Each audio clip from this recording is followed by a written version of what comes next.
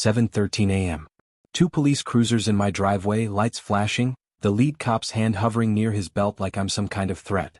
I'm holding a coffee mug with the Army Corps of Engineers logo, standing on property I bought 6 months ago, paid in full, deed in hand, and HOA President Deidre Kensington is 40 feet back, arms crossed, smirking behind designer sunglasses like she just won the lottery. 4 hours earlier she'd called 911, told them there was a dangerous, possibly armed squatter refusing to leave. Classic swatting move, except I'm a 54-year-old veteran who just wanted to build a workshop in peace. The morning air smelled like fresh-cut grass and Deidre's desperation. What she didn't know, I had the one piece of paper that was about to flip her entire world upside down. My name's Garrett Hollins. 54, divorced, 2 kids in college and med school. 20 years in the Army Corps of Engineers before I started a civil engineering consultancy here in Tulsa. I'm not the kind of guy who goes looking for trouble, I've had my fill of that overseas. 6 months ago I bought 3.2 acres on the edge of Pinewood Estates subdivision. The plan was simple: build a workshop, convert the detached garage into a machine shop, have a place where my kids could visit without tripping over their mom's new boyfriend. The property is gorgeous. A 150-year-old oak tree dominates the front yard, its branches creaking like an old sailing ship when the wind picks up. Here's the thing. When I bought this land, it was outside the Pinewood Estates HOA boundaries.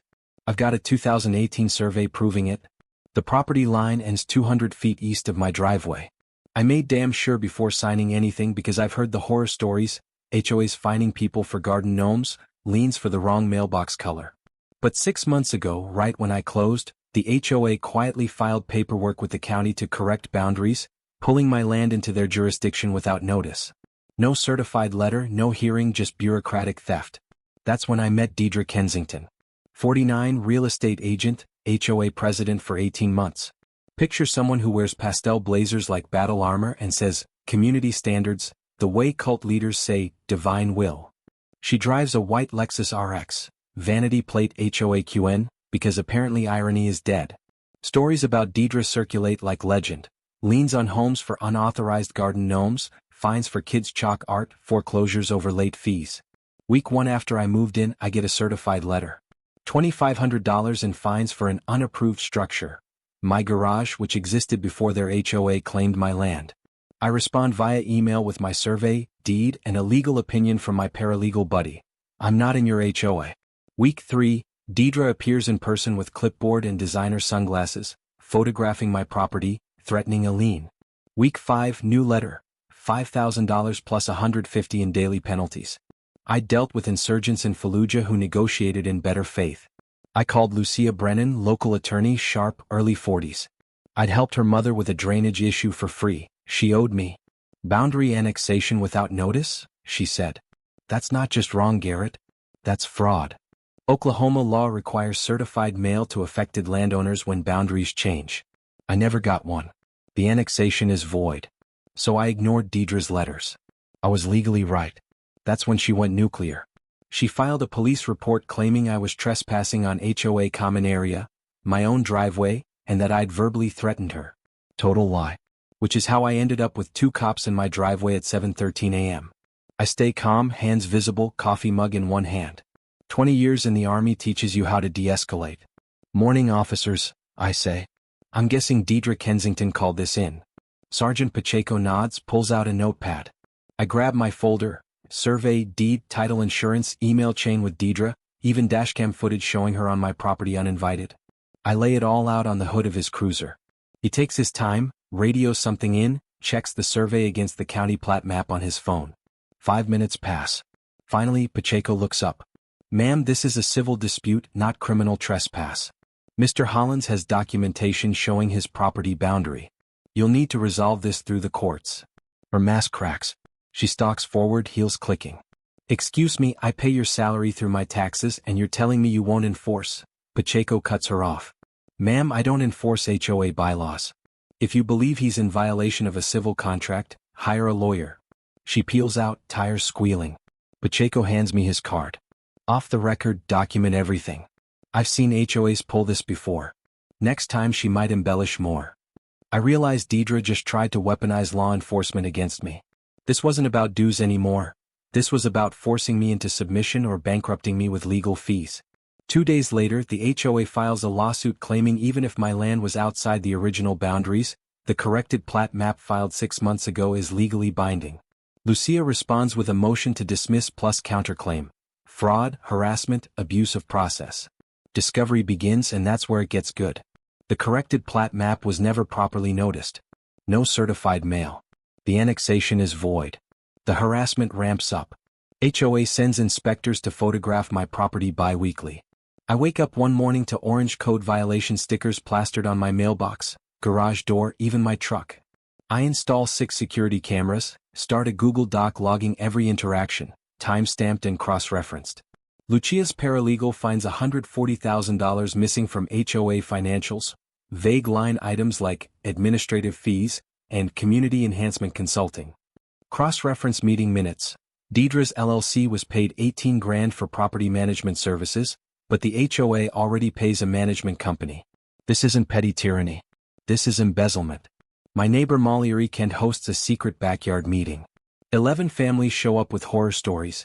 One couple fined $3,000 for solar panels, which Oklahoma law explicitly protects.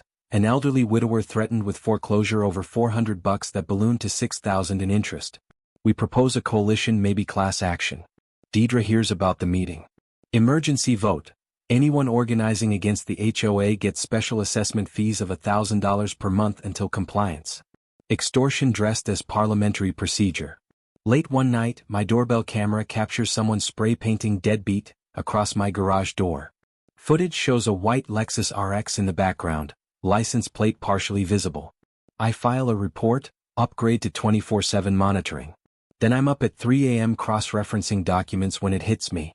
I pull county records on every Pinewood Estates property transaction for 5 years. 3 foreclosed properties were bought at auction by Deidre's LLC and board members' family trusts. Prices 40 to 50% below market. Pattern surgical. Family gets fined, can't pay, foreclosure, insider buys cheap, flips within 6 months at full price. Profit margins between $80,000 and $120,000 per property. This isn't embezzlement. This is organized fraud. Lucia files an amended counterclaim adding federal RICO allegations. Deidre's real estate license is now under investigation. Settlement offers start coming. Drop all fines, remove lien, clean slate if I sign an NDA. I laugh in their lawyer's face. Tell Deidre I don't negotiate with con artists. Then I get a certified letter notification from a title company. Notice of foreclosure sale. Pinewood Estates HOA common property. The HOA itself is being foreclosed on by a bank holding a $1.2 million construction loan from 2019. Payments haven't been made in 18 months. Auction in 30 days. My engineer brain lights up. Wait, if the HOA loses its common property, what happens to its legal standing? I call Lucia. I just figured out how to buy the HOA. Oklahoma law lets the common area owner dissolve an HOA if 75% of homeowners agree or if it's insolvent. Proving insolvency is easy. Defaulted $1.2 million loan, $200,000 in legal judgments, $250,000 embezzled. They're bankrupt. Here's the play. Prove insolvency, petition court to dissolve the HOA, then deed the common areas to a new community land trust, non-profit, democratically governed, transparent. Everything the HOA should have been. Problem: I needed $875,000. I had $200 liquid. I call my brother Caleb in Texas, commercial developer. I need a bridge loan, $400,000 fast. He pauses. What's the play? I explain everything. That's the most Garrett thing I've ever heard. I'm in. That leaves $275. Mallory's article drops in the Tulsa Gazette. HOA president accused of fraud as neighborhood faces foreclosure. Detailed, devastating, goes viral. I set up a GoFundMe. Save Pinewood Estates, stop HOA corruption. Within 72 hours, $180,000 floods in nationwide from people who fought their own HOA battles. Deidre sees the article. Her phone explodes. Board members resign. Homeowners demand her removal. She tries calling emergency meetings to stop the auction, but the bank controls it now. Her attorney quits. I don't represent criminals. Auctions in 18 days. Financing lined up, legal strategy set, community rallying. But Lucia warns, Garrett, cornered animals are dangerous. 2 days later, Detective Morrison from the DA's office calls. We've reviewed the evidence your attorney submitted. We're issuing a warrant for Deidre Kensington's arrest. felony embezzlement, fraud, perjury. Morning of the hearing, 7:15 a.m., I'm on my porch when Deidre's Lexus pulls up. She gets out, no makeup, hair messy, first time I've seen her not camera ready. Garrett, please. I'll resign. We'll drop everything. Just don't buy the property. Her voice cracks. I set my coffee down. You should have thought about that before you turned 127 families into your personal ATM. 8 a.m. sharp. Auction begins. Opening bid, $850. I raise my paddle. $875. Silence. No other bidders. Going once, twice, Deidre shouts from the crowd, "This is illegal." He's not even in the HOA. Auctioneer, "Ma'am, this is a public auction. Anyone can bid." Sold to bidder 7 for $875,000. The dissolution hearing is packed. 60 homeowners, 3 TV crews, Mollery live tweeting. Lucia presents methodically. HOA's insolvent, fraud documented, common property now owned by me. Insolvency statute allows dissolution. Relief requested. Dissolve HOA, appoint receiver, approve homeowner ratification vote. Deidre's new lawyer stands, hands shaking, trying to defend the indefensible. Judge Vickers cuts him off. Counselor, evidence refuting the forensic audit? It's forthcoming, Your Honor. You've had 7 days. Where is it? Sit down. Deidre stands abruptly. Your Honor, may I speak? Against her lawyer's protests, this is a sham. Garrett orchestrated this from the beginning. The side door opens. Detective Morrison enters with a uniformed officer, hands Judge Vickers a document. Miss Kensington, there's an outstanding warrant for your arrest. Morrison's voice is calm, professional. Deidre Kensington, you're under arrest for felony embezzlement, fraud in the second degree, and perjury. Handcuffs click shut. Garrett, she screams, whipping toward me. You did this. You ruined my life. The metallic sound echoes like a period at the end of a very long sentence. Judge Vickers adjusts her glasses. Having reviewed the evidence, this court finds Pinewood Estates HOA demonstrably insolvent and engaged in systematic fraud. Petition for dissolution is granted. Gavel bangs. The courtroom erupts in celebration. 30 days after the hearing, homeowner ratification vote. 119 of 127 homes participate. Vote to dissolve HOA and transfer to trust. 114 yes, 5 no. The 5 no's. Deidre's former inner circle, bitter to the end. The Pinewood Commons Trust becomes fully operational. First board meeting, live-streamed like promised, 120 people tune in. First action. Set dues at $45 monthly, 88% reduction from Deidre's regime. Second action. Repeal every cosmetic rule. Paint your house purple if you want. Put a garden gnome army in your yard. Live your life. Deidre pleads guilty in July to avoid trial. Sentencing in August. 3 years state prison, $240,000 in restitution, 5 years probation, real estate license permanently revoked. Her house sells at foreclosure auction for 60% of what she paid. The ripple effect continues. Oklahoma legislature passes the HOA Transparency Act in November. Requires annual audits, open meetings, caps late fees at $50, mandates proper notice for boundary changes. It's nicknamed Garrett's Law in some circles. 3 more Oklahoma neighborhoods dissolve corrupt HOAs using our template. Then 2 in Texas, 1 in Arizona. My workshop's finally finished. I'm teaching weekend metalworking classes for neighborhood kids and adults. The legal defense fund I seeded with $25,000 has grown to $70,000 through donations.